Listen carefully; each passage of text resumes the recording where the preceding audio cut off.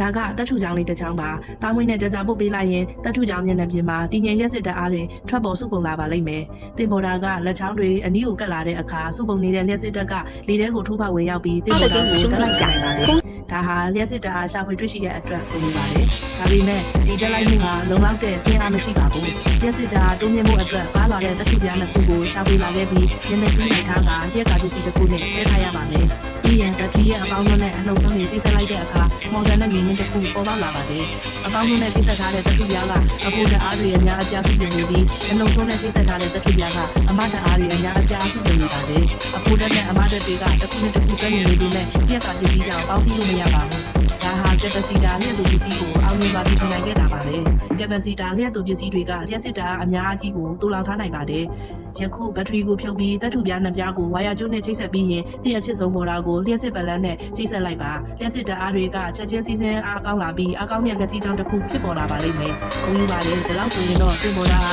လျှက်စစ်တက်လိုက်ခံရပြီးတက်ကလေးဖြစ်သွားတော့ပါပြီ။ဒီအချစ်ဆုံးပေါ်တာကိုလက်ပြီးအထိရောက်ဖို့ဆိုရင်တော့ပိုရှိတဲ့တက်ထူပြားနှစ်ပြားလိုအပ်ပါတယ်။တက်ထူပြားအေရီယာကြီးတွေအားသွင်းပုံများလို့ဖြစ်ပြီးပုံမအားကောင်းသောလျှက်စစ်ရှော့ကိုထုတ်လုပ်နိုင်မှာဖြစ်ပါတယ်။သို့သော၆တန်းသောတက်ထူပြားများသည်နေရာအလွန်ကြီးရောလာပါတယ်။ဒါကြောင့်ပါလာတဲ့တက်ထူပြားနှစ်ပြားကိုလိတ်ပြီးတစ်ခုကြားကနေရာလုတ်ကိုလျှက်ကကြည့်တဲ့နဲ့ခြေပေးကတင်းငယ်တဲ့ဘူးလေးကိုထည့်ထားလိုက်ပါတယ်။ဒါကအချိန်ခဏအတွင်းမှာအဖို့တက်အမတဲ့များကိုပုံပုံလိုနိုင်နေပါတယ်။ပြည့်စည်ပတ်ကြောင်းကိုစတင်ချိတ်ဆက်လိုက်တဲ့အခါအလွန်အားကောင်းတဲ့ပြည့်စည်ကြောင်းတစ်ခုကိုဖြစ်ပေါ်စီပြီးတင်ပေါ်တာကလက်ပြီးသို့အခမ်းအနားရောက်ရှိသွားမှာဖြစ်ပါတယ်။ကြီးတဲ့ကပစီတာလျှက်သူပစ္စည်းကိုတည်ထွင်ခဲ့တဲ့အတွက်ဂုဏ်ယူပါတယ်။၎င်းရဲ့အကြီးမားဆုံးသောအားသာချက်ကတော့အဟောဖွယ်ကောင်းပြီးလင်းမြပြင်းထန်တဲ့မျက်စိကြောင့်ထုတ်လုပ်မှုပါပဲ